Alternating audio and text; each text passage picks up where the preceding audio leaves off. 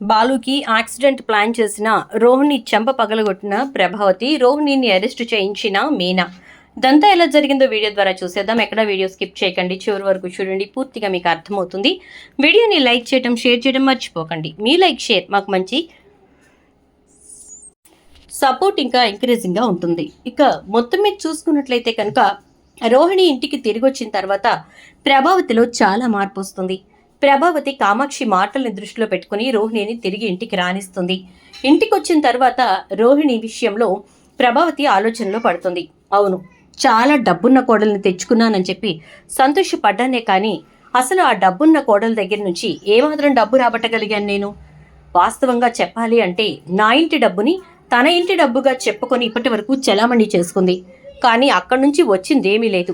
అందుకే ఇప్పుడు ఒక 10 లక్షలు తీసుకురమ్మని అడుగుతాను. ఎంతవరకు జరుగుతుందో ఏం జరుగుతుందో చూడాలి అని చెప్పని అనుకుంటుంది.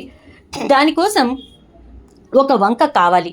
ఖచ్చితంగా ఆ 10 లక్షలు తేవాలి అంటే ఇంట్లో ఏదో ఒకటి దానికి తగ్గ ఖర్చు అనేది కనిపించాలి అని చెప్పి ఆలోచన చేసినటువంటి ప్రభావతి సత్యం దగ్గరికి వచ్చి, ఎన్నాళ్ళు ఈ విధంగా వాళ్ళని హాల్లోనే పడుకోబెడతాం అని అంటుంది. ఇదేంటి కొత్తగా మీనాబాలు మీద నీకు ప్రేమ పొంగుకొచ్చింది అని చెప్పి సత్యం అనేసరికి, అవును, మీనాబాలు మీద ప్రేమ పొంగుకు రాలేదు, మన గౌరవం మీద, మన మర్యాద మీద ప్రేమ పొంగుకొచ్చింది. నలుగురిలో మనం విలన్స్గా ఉండడం కంటే అనగానే, మనం కాదు నువ్వు విలన్గా ఉండడం కంటే అనగానే, సరే నేనే విలన్గా ఉండడం కంటే వాళ్ళిద్దరికీ తగ్గ ఏర్పాట్లు చేస్తే ఎటువంటి గొడవ ఉండదు కదా అని చెప్పని అంటుంది. ఏం చేద్దామంటావు అని చెప్పి సత్యం అడిగేసరికి, ఆ పైన ఒక గదిలాగా కాకుండా ఇప్పుడు మనకిలాగానే పైన కూడా కట్టించేద్దాం అని చెప్పని అంటుంది. అప్పుడు అనవసరంగా ఎక్కువ బెడ్రూమ్స్ అవుతాయి కదా అంటే, ఒకవేళ ఎప్పుడైనా మౌనిక వచ్చినప్పుడు కూడా ఉండడానికి ఉంటుంది కదా అని చెప్పేసేసి అనేసరికి, సరే అయితే నువ్వన్నట్టుగానే చేద్దాం, మరి దానికి డబ్బు ఎక్కువ ఖర్చు అవుతుంది కదా ప్రభా అని అంటే, అందుకోసమే నేను కోడల్ని కట్నం తీసుకురమ్మని అడుగుదాం అనుకుంటున్నాను అంటుంది. అర్థం కాలేదు అంటాడు సత్యం. రోహిణి ఉంది కదా, వాళ్ళ నాన్నని అడిగి ఒక 10 లక్షలు తీసుకురమ్మని చెప్తాను, ఆ డబ్బుతో పైన మనం ఫ్లోర్ వేద్దాం అని అంటే, ఆల్రెడీ మొన్నే 30 లక్షల రూపాయలు పోగొట్టుకున్నారు. ఆ 30 లక్షల రూపాయలు ఎలా రాబట్టాలా అని చెప్పని ఆలోచించటం మానేసి ఇప్పుడు కొత్తగా 10 లక్షలు తీసుకురమ్మంటే అనగానే, ఆ 30 లక్షలు మనం డబ్బులు పెట్టుబడి పెట్టగా వచ్చిన లాభమే కదా, వాళ్ళ పుట్టింటి నుంచి తెచ్చినవేమీ కాదు కదా అని అంటే, ఇప్పుడు రోహిణి నీకు తన పుట్టింటి నుంచి డబ్బు తీసుకొచ్చి ఇవ్వాలి అంతే కదా అంటాడు సత్యం. అవును, తన పుట్టింటి నుంచి డబ్బు తీసుకొచ్చి ఇవ్వాలి, నాకు కావాల్సింది అదే అని చెప్పని అంటుంది ప్రభావతి. ఇక నీ ఇష్టం, నువ్వు పిలిచి మాట్లాడుకుని ఆ విషయం ఏదో నువ్వే తెలుసుకో, దయచేసి ఇందులో నన్ను మాత్రం ఇన్వాల్వ్ చేయకు, నన్ను మాట్లాడమని అనకు అని చెప్పని అంటాడు. సరే అయితే అంటూ ఇక ప్రభావతి రోహిణిని పిలుస్తుంది. చెప్పండి అత్తయ్య అంటూ రోహిణి వచ్చిన తర్వాత, ఇక నువ్వు అర్జెంటుగా మీ నాన్నకి ఫోన్ చేసి మీ మావయ్యతో మాట్లాడిస్తావో అక్కడ ఇంకెవరితో మాట్లాడిస్తావో నాకు తెలీదు, 10 లక్షల రూపాయలు మాత్రం మన ఇంటికి రావాలి, అవి ఎలా వస్తాయనేది నాకు అనవసరం అని అంటుంది. అదేంటత్తయ్య, మీకు తెలియంది కాదు, మా నాన్న జైల్లో ఉన్నాడని చెప్పి, మరి ఇంక మీరు ఎలా ఆ మాట మాట్లాడుతున్నారు అని అనేసరికి, ఇక వెంటనే ప్రభావతి, జైల్లో ఉన్నాడా ఎక్కడున్నాడా నాకు అనవసరం, నాకు 10 లక్షల రూపాయలు కావాలి, తీసుకురమ్మని చెప్పు అని చెప్పదే పంపించమని చెప్పు అంటుంది. సరే అత్తయ్య ప్రయత్నిస్తాను అంటే, ప్రయత్నం కాదు పని జరగాలి, ఎందుకంటే వచ్చే వారంలోనే ముహూర్తం ఉంది, ఆ రోజున పైన కొబ్బరికాయ కొట్టి పని మొదలు పెట్టాలి, పైన మొత్తం ఒక ఫ్లోర్ వేస్తున్నాం అని అంటుంది. ఇప్పుడు సడన్గా ఇదేంటమ్మా అంటాడు రవి. ఏంటా, నీ మట్టుకు నీకు గదుంది, నీకే బాధ లేదు, రేపటి రోజున నా కూతురు వచ్చినా ఇదిగో ఇప్పుడు బాలుగాడోళ్ళు ఉండడానికి ఒక గదంటూ ఉండాలి కదా, వాళ్ళిద్దరికీ కలిపి చెరో ఒక గది పైన కట్టించాలి, ఎలాగూ 2 కట్టించేటప్పుడు మొత్తం ఫ్లోర్ కట్టించేసుకుంటే సరిపోతుందని ఆ ఆలోచన చేశాను అనగానే, అత్తయ్య నన్నే అడిగిన బదులు శృతిని అడగొచ్చుగా, నేను ఇప్పటి వరకు డబ్బు తెచ్చాను కదా అని అంటే, శృతిని నేను ఏరికోరి తీసుకొచ్చుకోలేదు, శృతిని నేను కావాలని చెప్పి ఈ ఇంటి కోడల్ని చేసుకోలేదు, అలా కోడలిగా చేసుకున్నది, ఏరికోరి ఎంచి తీసుకొచ్చుకున్నది నిన్ను మాత్రమే, కాబట్టి నేను నిన్నే అడుగుతాను అని చెప్పని అనేసరికి, ఇక అప్పుడు ఒక్కసారిగా రోహిణి షాక్ అయిపోతుంది. ఎటు నుంచి ఎటు చూసుకున్నా చివరికి రోహిణియే డబ్బు తీసుకురావాల్సిన పరిస్థితి కనపడుతోంది. ఏం చేయాలా అని చెప్పని ఆలోచిస్తూ ఉంటుంది రోహిణి అయితే.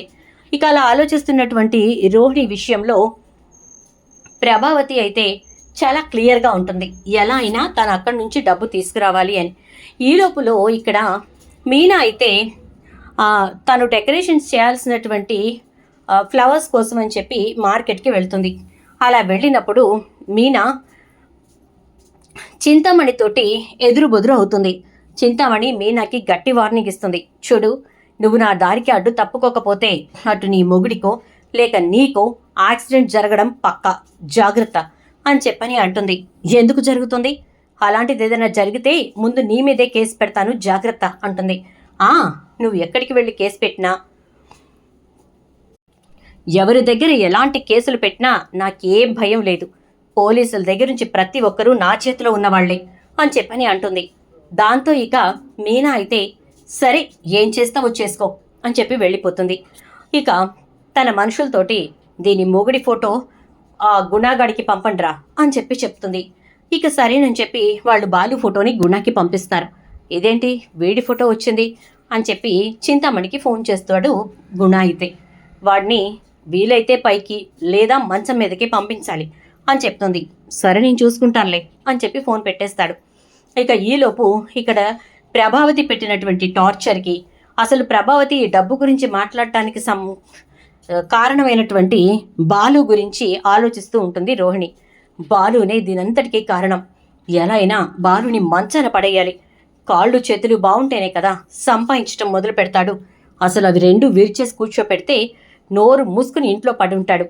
అప్పుడు కానీ మా అత్తయ్య నోటికి తాళం పడుతుంది అని చెప్పని అనుకుంటూ ఉంటే ఇక అప్పుడు రోహిణికి గుణ గుర్తొస్తాడు. వెంటనే గుణాకి ఫోన్ చేసి ఆ బాలుగాన్ని నువ్వేం చేయలేని చేతకాని దద్దమ్మవని అర్థమైపోయింది అనగానే ఏం మాట్లాడుతున్నావు అని అంటాడు. లేకపోతే వాడి జోలికి వెళ్ళిన ప్రతిసారి నువ్వు తన్నించుకుని రావటమే కానీ నువ్వే రోజైనా వాడిని తన్నావా? ఏ రోజైనా వాడిని నోరు మోపించి కూర్చోబెట్టగలిగావా అని చెప్పేసేసి అనేసరికి ఇక వెంటనే గుణ అయితే ఇప్పుడు ఏం చేయాలంటావు అంటే వాడి కాళ్ళు చేతులు విరక్కొట్టి మంచాన పడే అప్పుడు మాట్లాడు నాతోటి అని అంటుంది. ఏంటి మీ అందరికీ బాలుగాడు ఒక శత్రువు అయిపోయాడు? సరే అయితే చేస్తాలే, ఆల్రెడీ దానికోసమే ముహూర్తం పెట్టాను, మనుషుల్ని కూడా సిద్ధం చేస్తున్నాను అని చెప్పని అంటాడు గుణ అయితే. దాంతో ఇక రోహిణి ఫోన్ పెట్టేస్తుంది. అలా ఫోన్ పెట్టేసిన తర్వాత రోహిణి బయటకు వచ్చేస్తుంది. ఇక చూసుకోకుండా రోహిణి చేసిన పొరపాటు ఏంటంటే ఆ గదిలోనే వాష్రూమ్లో ప్రభావతి ఉంటుంది. ఎందుకంటే ప్రభావతి రూమ్లో ఉన్నటువంటి ఫ్లష్ పని చేయట్లేదని చెప్పేసి ట్యాప్స్ పని చేయట్లేదని చెప్పేసి అక్కడ తను ఫేస్ వాష్ చేసుకోవడానికి వస్తుంది. ఇదంతా విన్నటువంటి ప్రభావతి ఒక్కసారిగా షాక్ అవుతుంది. ఎందుకు బాలుకి యాక్సిడెంట్ చేయాలని చెప్పి రోహిణి అనుకుంటోంది. అందులోనూ గుణాగడికి ఫోన్ చేసింది. వాడికి బాలుకి పడదు కదా, అసలు ఇలాంటి ఆలోచన ఎందుకు చేసింది? వాడితో ఎదురుబుదురుగా తలబట్టం వేరు. అంటే తన విషయం మొత్తం బయట పెట్టింది బాలు కాబట్టి బాలుకి యాక్సిడెంట్ చేయించాలనుకుందా ఏంటి అని చెప్పేసి అనుకుంటూ ఇక ప్రభావతి కిందకు వచ్చిన తర్వాత అందరూ టిఫిన్ చేస్తూ ఉండగా, ఒరే బాలు, ఎందుకన్నా మంచిది కొంచెం జాగ్రత్తగా ఉండు, నీ మీద శత్రువుల కన్ను పడ్డటం అనిపిస్తోంది అని అంటే, జేంటి అమ్మావతి, నువ్వు నాకు జాగ్రత్త చెప్తున్నావా? నన్ను జాగ్రత్తగా ఉండమని చెప్పి హెచ్చరిస్తున్నావా? అమ్మావతి, నీలో ఇంత మార్పు ఎందుకు వచ్చింది? నీలోని మాతృమూర్తి నా కోసం నిద్ర లేచిందా? ఇప్పటి వరకు నిద్రపోతున్న ఆ మాతృమూర్తికి నువ్వు ఊపిరి పోసావా అంటూ ఉంటే, ఒరే నోర్మై, నువ్వు జాగ్రత్తగా ఉండు అని చెప్పాను. ఏయ్ వెళ్ళేటప్పుడు ఎదురెళ్ళు, అర్థమైందా అని చెప్పని అంటే, అలాగే అత్తయ్య అంటుంది మీనా. ఏంటి విడా పని కట్టుకొని ఎప్పుడూ లేని బాలుకి జాగ్రత్తలు చెప్తోంది, కొంపతీసి వినేసిందా ఏంటి అనుకుంటూ ఉండగానే ఇక రోహిణి అయితే ప్రభావతి అయితే రోహిణి వంక చాలా సీరియస్గా చూస్తూ ఉంటుంది. అలా చూస్తున్నటువంటి ప్రభావతిని చూసి సైలెంట్గా రోహిణి టిఫిన్ తింటుంది. ఇక బాలు లేచి బయలుదేరుతూ ఉండగా ఎప్పుడూ లేని ప్రభావతి గబగబా బాలు దగ్గరికి వచ్చి, నేను ఎదురొస్తాను ఆగు అని చెప్పని అంటుంది. ఏం కాదమ్మా, ఏమైంది, ఎందుకంత కంగారు పడుతున్నావు అంటే, ఏమోలే మళ్ళీ నేను ఎదురొస్తే ఏదన్నా జరుగుతుందేమో, మీనా నువ్వే ఎదుర్రా అని చెప్పేసేసి అంటుంది. ఇక ఇదంతా చూసిన బాలు మనస్సు చాలా సంతోషపడిపోతుంది. ఇక మీనా ఎదురొచ్చిన తర్వాత, జాగ్రత్తగా వెళ్ళు, అర్థమైందా, గంటకోసారి ఫోన్ చేస్తూ ఉండు అని చెప్పని అంటూ మీనా నువ్వైనా ఒక గంటకు ఒకసారి వాడికి ఫోన్ చేయి అని చెప్తుంది. అలాగే అత్తయ్య అని చెప్పానంటుంది మీనా. ఇక ప్రభావతి ఇంట్లోకి వెళ్ళిపోతుంది. వెళ్ళిన ప్రభావతి సోఫాలో కూర్చుని గుమ్మం వైపు చూస్తూనే ఉంటుంది. సత్యం ప్రభావతి వంక చూస్తూ ఏమైంది, ఎందుకంత టెన్షన్ పడుతున్నావు అని చెప్పానంటే ఏమి లేదులేండి. ఏ మీనా ఫోన్ చేసావా వాడికి, ఎక్కడున్నాడు అని అంటే ఆయనకి రాజోల్ వెళ్ళటానికి కిరాయి దొరికిందంట అత్తయ్య, అక్కడికి వెళ్తున్నానని చెప్పని అన్నారు అనగానే అవునా ఎంతసేపు అయింది ఫోన్ చేసి అంటే 2 గంటలు అవుతుంది అని అంటుంది. అదేంటి నేను గంటకోసారి ఫోన్ చేయమన్నాను కదా, మరి ఇంకా ఎందుకు చేయలేదు, మళ్ళీ చేయి ఫోను అని అంటుంది. ఏమైంది ప్రభా అంటాడు సత్యం. ఏం లేదులేండి అని చెప్పేసేసి అంటూ ఉంటే ఈలోపు మీనా ఫోన్ చేస్తుంది. ఫోన్ చేసిన తర్వాత బాలు మీనాతో మాట్లాడతాడు. అత్తయ్య ఆయన బాగానే ఉన్నారట, ఇప్పుడే భోజనం చేశారట, రిటర్న్ స్టార్ట్ అవుతున్నాను అన్నారు, అటునుంచి ఏమైనా తీసుకురమ్మంటారా అని కూడా అడిగారు. అంటే ఏం అక్కర్లేదు వాడిని క్షేమంగా ఇంటికి రమ్మను అని అంటుంది. ఇక తర్వాత బాలు రిటర్న్ అయిన తర్వాత సిటీ అవుట్స్కర్ట్స్కి ఎంటర్ అవుతూ ఉండగా గుణ మనుషులు బాలుని అటాక్ చేయడానికి వస్తారు. అలా వస్తున్నటువంటి వాళ్ళందరినీ తప్పించుకొని బాలు అయితే చాలా ఫాస్ట్గా ఇంటి దగ్గరకు వచ్చి కారు ఆపుతాడు. ఇక ఒక్కసారిగా అంత పెద్ద శబ్దంతో కారు ఆగేసరికి ఇక ప్రభావతి కంగారుగా గబగబా బయటికి పరిగెడుతుంది. ఇక వంటగదిలో ఉన్న మీనా బయటికి రావటం లేట్ అవుతుంది, కానీ ప్రభావతి మాత్రం ఆగకుండా గుమ్మం తగిలి పడిపోబోతూ గబగబా కట్టను పట్టుకుని ఆపుకొని వెళ్ళి గేటు దగ్గర నిలబడి చూస్తే బాలు చాలా ఒగుర్చుకుంటూ చెమటలు కక్కుకుంటూ కారులోంచి కిందికి దిగుతాడు. ఏమైందిరా, ఎందుకు అంత స్పీడ్గా వచ్చావు, ఏమైంది, ఎవరైనా నేను తరుముతున్నారా, ఎవరైనా నేను కొట్టబోయారా అని అంటుంది. అమ్మా ఏదో జరిగింది చూసినట్టుగా ఎలా మాట్లాడుతున్నావు? అవును, చాలామంది 4 కార్లలో వచ్చి నన్ను తరిమారు, నేను వాళ్ళ నుంచి తప్పించుకుని ఇలా వచ్చాను, దిగుంటే వాళ్ళ చేతుల్లో నా ప్రాణాలు పోయాయి కూడా అని చెప్పని అంటూ ఉంటే అనుకున్నాను రా, అందుకే నేను జాగ్రత్తగా ఉండు అంటూ ఉన్నాను. నువ్వు దిగలేదు కదా అంటే దిగలేదు, ఇదిగో చాలా ఫాస్ట్గా ఇంటికి వచ్చేసాను అని అంటాడు. లోపలికి పద అని చెప్పి గుమ్మంలోనే ఉండు అని మీనా హారతి తీసుకురా అని చెప్పి ఇక హారతి తెప్పించి లోపలికి తీసుకెళ్తుంది. సత్యానికి అసలు ఏం అర్థం కాదు, ఏం జరిగింది ప్రభా అని అంటే రోహిణి ఎక్కడున్నావు అని అంటూ ఉంటుంది. వస్తున్నాను అత్తయ్య అని రోహిణి కిందికి వస్తుంది. వచ్చేసరికి ఇక రోహిణి వంక చూస్తూ ఎందుకు ఇలాంటి పని చేశావు అంటుంది. నేనేం చేశాను అత్తయ్య అని అనగానే నువ్వేం చేశావో నీకు తెలుసు, చెప్పు ఎందుకు ఇలాంటి పని చేశావు అంటుంది.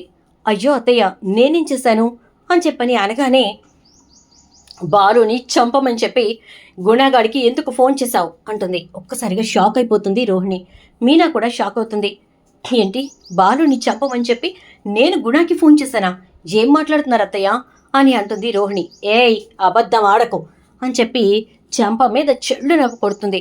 సత్యమైతే ఏం మాట్లాడుతున్నావు ప్రభా అంటే ఉదయం ఇది గుణాకి ఫోన్ చేసి ఆ బాలుగాడు అడుగడుగునా నాకు అడ్డుగానే ఉన్నాడు, వాడి కాళ్ళు చేతులు విరక్కొట్టి మంచం మీద పడై లేదా పైకి పంపించే అని చెప్పి ఫోన్లో చెప్పింది.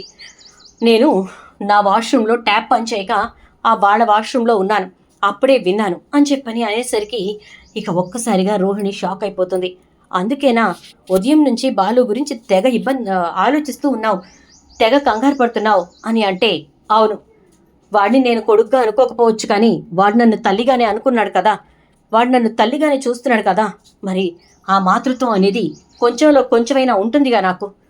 వాడి మీద నాకు కోపమే తప్ప చంపాలన్నంత ఏమీ నాకు లేదు, వాడు చచ్చిపోవాలని కూడా నాకు లేదు అని చెప్పని అంటూ ఉంటే ఇక మీనా వచ్చి ఏంటి రోహిణి ఇదంతా అని చెప్పని అంటుంది. ఇక బాలు అయితే అక్కడ కూర్చొని చూస్తూ ఉంటాడు. ఏంటి అంటుంది రోహిణి, ఎందుకు నా మొగుడిని చంపాలని చూసావు అని అంటే నేనేమి అలా చెయ్యాలనుకోలేదు మీనా, కోపంలో గుణతోటి చెప్పాను, బాలుని కొట్టమని చెప్పి అంతే అని అనగానే చెప్తా, నువ్వు ఇంత ధైర్యంగా నా భర్త మీదకి మనుషుల్ని పంపించావంటే నిన్ను తక్కువ అంచనా వేయకూడదు, ఎట్టి పరిస్థితుల్లో వేయకూడదు అని చెప్పని అంటూ ఇక మీనా అయితే వెంటనే పోలీసులకి ఫోన్ చేస్తుంది. పోలీసులు రానే వస్తారు. నీకు అలా వచ్చిన తర్వాత రోహిణి చేసినటువంటి కుట్ర గురించి మీనా పోలీసుల ముందు బయట పెడుతుంది. దానికి సాక్ష్యం మా అత్తగారే అంటే ఇక ప్రభావతిని అడుగుతారు. ఇక తప్పదు కదా చెప్తుంది అవును అని చెప్పేసరికి ఇక వెంటనే పోలీసులు అయితే రోహిణిని అరెస్ట్ చేస్తారు. చూడండి, అటెంప్ట్ ఆఫ్ మర్డర్ కూడా నేరమే. ఎవరినైనా చంపటానికి పురి కొల్పటం కూడా నేరమే. కాబట్టి మిమ్మల్ని అరెస్ట్ చేయక తప్పదు అని చెప్పేసేసి పోలీసులు అయితే ఇక రోహిణిని అరెస్ట్ చేసి తీసుకెళ్ళిపోతారు.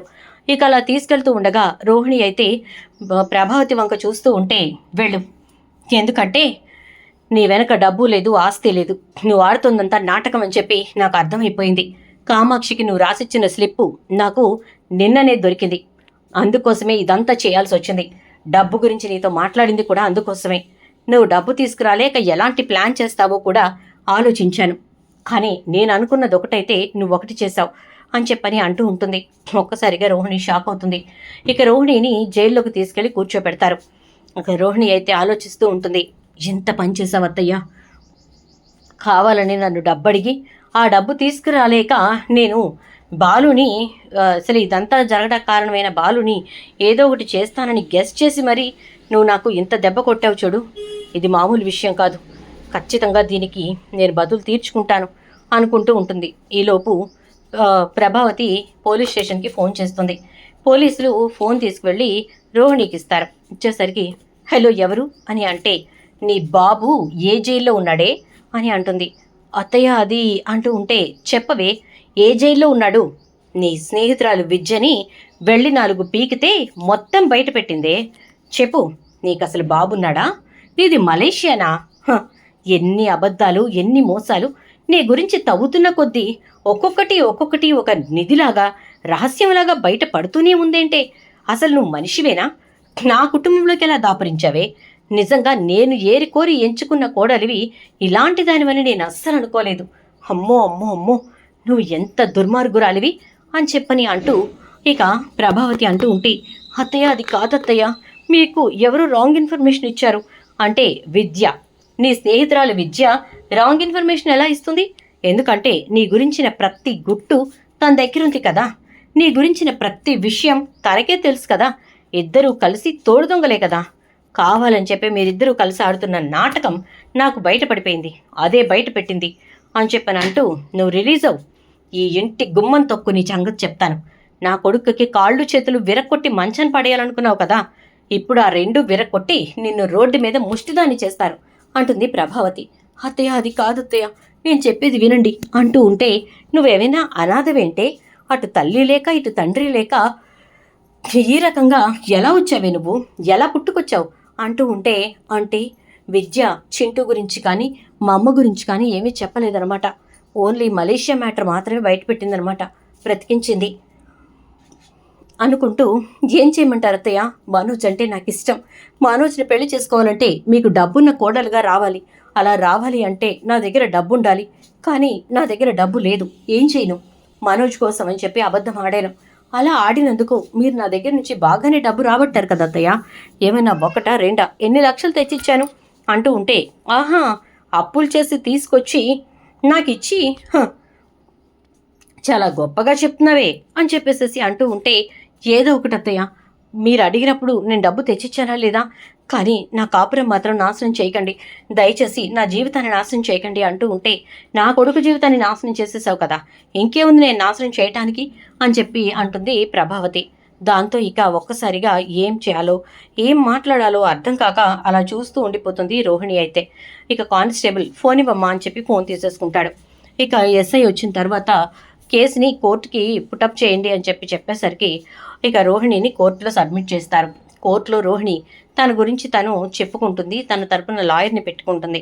చివరికి బెయిల్ అయితే దొరుకుతుంది. బెయిల్ మీద బయటకు వచ్చిన రోహిణిని ఇంటికి మాత్రం రానివ్వనంటుంది ప్రభావతి. సత్యం ఇంకా రవి వీళ్ళంతా కూడా పోన్లే అని చెప్పని అనే పరిస్థితి కూడా లేకపోవడంతో రోహిణికి ఇంట్లో సపోర్ట్ దొరకదు. మనోజ్ అయితే రోహిణితో మాట్లాడడమే మానేస్తాడు. అసలు ప్రేమే లేదు అనుకున్నటువంటి తల్లి కొడుకుకి ఏదైనా జరుగుతుంది అంటే ఖచ్చితంగా రియాక్ట్ అయి తీరుతుంది. ఆ విషయం ప్రభావతి ఈ కథలో బాలు విషయంలో నిరూపించింది. మరి ఏ తల్లైనా అంతే కదా. మరి ఇప్పుడు రోహిణి పరిస్థితి ఏంటి? ప్రభావతి పూర్తిగా బాలు విషయంలో రోహిణి తీసుకున్నటువంటి తప్పుడు నిర్ణయం గురించి ఆలోచించి రోహిణి ఏంటని అంచనా వేసి రోహిణిని దూరం పెట్టింది. మరి ఇప్పుడు రోహిణి రోడ్డు పాలవుతుందా, విద్య దగ్గరికి వెళ్తుందా, మళ్ళీ మనోజ్తో కలిసే పరిస్థితులు ఉంటాయా లేదా? మరి ఇలా జరిగితే రోహిణి పరిస్థితి ఏంటనేది కామెంట్ రూపంలో తెలియచేయండి. వీడియో నచ్చితే లైక్ చేసి షేర్ చేయండి. అలాగే ఛానల్ సబ్స్క్రైబ్ చేసుకోండి. పక్కనే బెల్ ఐకాన్లో ఆల్ ట్యాప్ చేయడం మాత్రం అస్సలు మర్చిపోకండి. అలా చేస్తే నేను పెట్టే ప్రతి వీడియో మీకు నోటిఫికేషన్ రూపంలో వస్తుంది. Thank you.